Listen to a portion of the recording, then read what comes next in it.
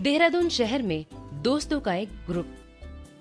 यार बहुत दिनों से ना कहीं घूमने नहीं गए हैं, क्यों ना इस वीकेंड पिकनिक पर चले? रिंकी ने कहा। हाँ यार, मसूरी हिल स्टेशन चलें, ईशा ने कहा।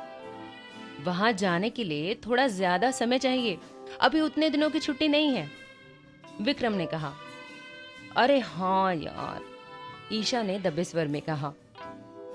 तो कहाँ चलना चाहिए? कोई और जगह सजेस्ट करो, अजय ने कहा। यहां से लगभग 375 किलोमीटर दूर एक गुफा है, पाषाण गुफा, वहां चलते, राज ने कहा। भाई वो गुफा टूरिस्ट प्लेस तो है ना? अजय ने पूछा। हाँ भाई, उस जगह को टूरिज्म के लायक बनाया गया है। गुफा के साथ साथ और भी कई जगह हैं वहां पर घूमने के लिए, राज ने कहा। ओके, मैं रेडी हूं वहां जाने के लिए, अजय ने कहा। मैं भी रेडी हूं। ऑफिस में एक दिन सैटरडे के लिए एप्लीकेशन डाल देंगे तो हमको पूरे 2 दिन की छुट्टी मिल जाएगी, विक्रम ने कहा। तुम दोनों क्या कहती हो, रिंकी, ईशा? राज ने पूछा। जहां मेरा विक्रम जाएगा मैं भी वहीं जाऊंगी, ईशा ने कहा। विक्रम मुस्कुराने लगा। और तुम रिंकी? सब तो रेडी ही हो, मैं भी रेडी हूं। वैसे भी मजा साथ रहकर घूमने में आता है, अकेले कितनी भी अच्छी जगह घूम लो उतना मजा नहीं आएगा, रिंकी ने कहा। ये बात तो बिल्कुल सही है रिंकी, साथ रहकर घूमने में ज्यादा खुशी होती है, चाहे वो परिवार के साथ हो या दोस्तों के साथ, भले घूमने की जगह उतनी अच्छी ना हो, अजय ने कहा। ओके, हम फ्राइडे चलेंगे, सभी हाफ डे ले लेना यार प्लीज। उस दिन निकलकर हम रात एक होटल में रुकेंगे, तब तक हम लगभग अपनी मंजिल के पास ही होंगे। फिर अगले दिन वहां से जल्दी निकलकर हम पूरा दिन गुफा और उसके दूसरी जगह जो है वहां घूमेंगे और उसके बाद संडे वापस हो जाएंगे, राज ने प्लान समझाया। ओके सर, विक्रम ने इस मजाकिया ढंग से कहा कि सब हंसने लगे। मेरी गाड़ी में चलेंगे, अजय ने कहा। ओके, सभी ने एक साथ जवाब दिया। फ्राइडे तक सभी ने जाने की सभी तैयारियां कर ली थी। हाफ डे में ऑफिस से निकलने में किसी को कोई खास परेशानी नहीं आई। सभी राज के घर दोपहर 3 बजे तक इकट्ठे हुए। अजय भी अपनी कार स्विफ्ट डिजायर में जो लाल रंग की थी, सभी तैयारियों के साथ वहां पहुंच गया। शाम के लगभग 4 बजे तक वे निकल गए। अब वे सड़क पर थे। अजय ड्राइव कर रहा था, राज उसकी बगल वाली सीट पर बैठा था। रिंकी, ईशा और विक्रम पिछली सीट पर बैठे थे। रास्ता पता है ना राज? अजय ने पूछा। रास्ता मुझे पता तो नहीं है, पर इतना पता है कि शहर से बाहर निकलकर आगे थोड़ी दूर चलने के बाद लेफ्ट लेना है। वो रास्ता सीधा पाषाण गुफा पहुंचता है। ये लो, मुझे लगा तुझे रास्ता पता होगा, विक्रम ने कहा। अरे मैं भी पहली बार जा रहा हूं, बस सुना था उस गुफा के बारे में। चलो कोई बात नहीं, रास्ता तो पता चल ही जाएगा, रिंकी ने कहा। अजय कार को लगभग 130 किलोमीटर प्रति घंटा की रफ्तार से चला रहा था। इस पर राज ने उसे टोका। थोड़ा धीरे चला भाई अजय। भाई ये स्पीड तो ठीक है, हम जल्दी पहुंच जाएंगे, अजय ने कहा। भाई तुझे पता है ना आजकल कितने रोड एक्सीडेंट्स होते हैं और उनमें ज्यादातर हमारे जैसे यंगस्टर्स होते हैं। अच्छा लगेगा क्या हम पांचों भी ऐसे ही किसी एक्सीडेंट में मर जाएं? राज ने कहा। फॉर गॉड सेक यार प्लीज ऐसी नेगेटिव बातें मत करो, ईशा ने कहा। भाई यार डरा देता है ना तू ऐसी बातें करके, ले तू ही कर ले अब ड्राइव, कहकर अजय ने गाड़ी सड़क के किनारे रोक दी। फिर वो ड्राइविंग सीट से उतरकर बाहर आ गया। अब तक राज भी कार से बाहर आ चुका था। फिर उसने ड्राइविंग सीट भी संभाल ली और अजय उसके बाजू वाली सीट पे बैठ गया। अब कार फिर से सड़क पर दौड़ने लगी। इस बार वो कंट्रोल स्पीड में चल रही थी। काले बादल आसमान में छाए हुए थे। धूप बिल्कुल गायब हो चुकी थी। थोड़ी दूर चलने के बाद ही बारिश शुरू हो गई। कार के विंड स्क्रीन में पानी पड़ने के कारण सड़क ठीक से दिखाई नहीं दे रही थी। राज ने धीमे गति में वाइपर चालू कर दिया। बारिश धीरे धीरे तेज होने लगी। अब तो चारों तरफ धुआंधार बारिश हो रही थी। राज ने वाइपर की गति बढ़ा दी। अब वो विंड स्क्रीन से पानी को तेजी से हटा रहा था। कार की ड्राइविंग सीट से लगभग 20 फीट की दूरी तक ही सड़क साफ दिखाई दे रही थी। उसके बाद सब कुछ धुंधला प्रतीत होता था। कार ऐसे में अब ज्यादा तेज नहीं चल सकती थी। राज ने ब्लिंकर्स भी जला दिए ताकि दूसरी गाड़ियों को उसकी रोशनी दूर से दिख जाए।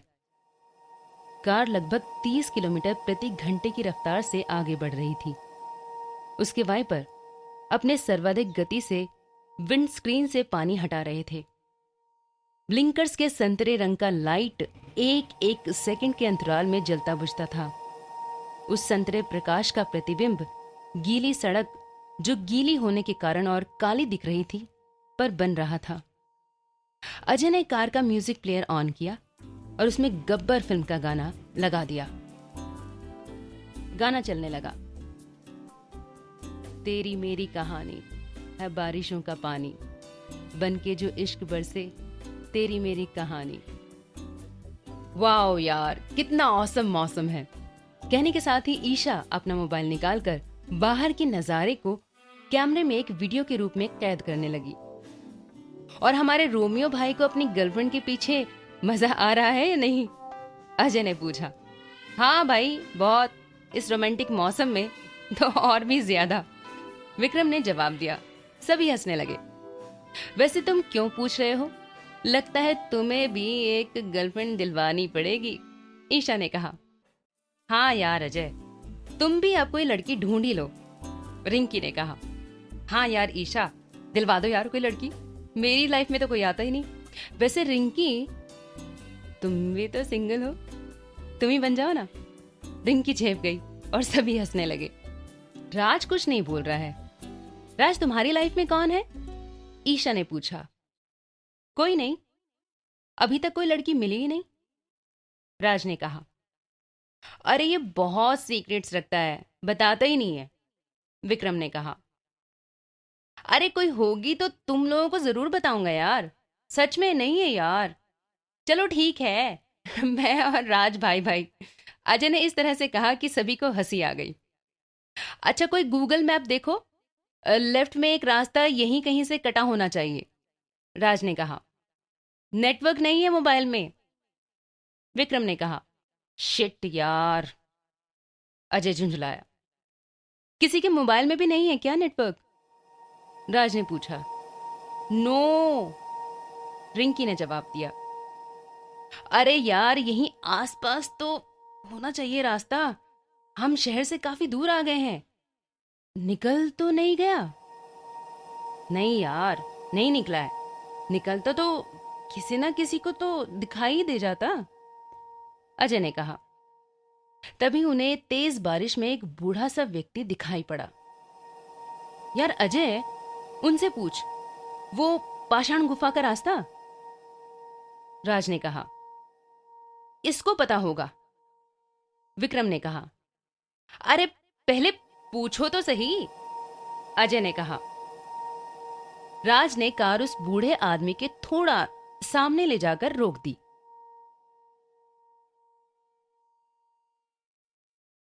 कार के वाइपर भी चल रहे थे और ब्लिंकर भी चालू था।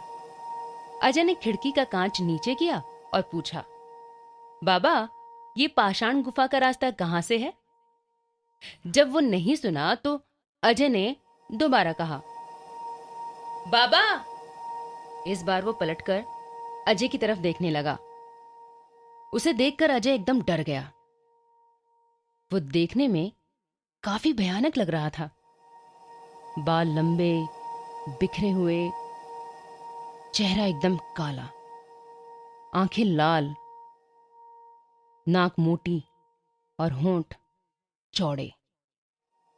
उसने एक मैला कपड़ा ओढ़ रखा था, साथ में उसने एक मैली पैंट पहन रखी थी। हाथ में एक लाठी, जिसके सहारे वो चल रहा था। वो अजय को घूरने लगा तो उसने पूछा, "प- पाषाण गुफा का रास्ता कहाँ से है?" बूढ़े ने सामने देखते हुए इशारा किया और उधर ही देखते हुए उसने कहा, 1 किलोमीटर बाद बाईं ओर से रास्ता आएगा, वही सीधा तुम्हें पाषाण गुफा पहुंचाएगा।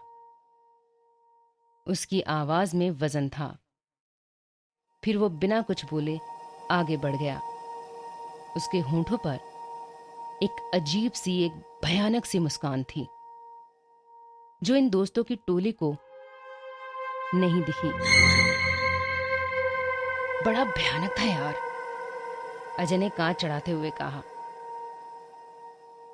हाँ था तो, पर अपना काम हो गया ना, कोई बात नहीं।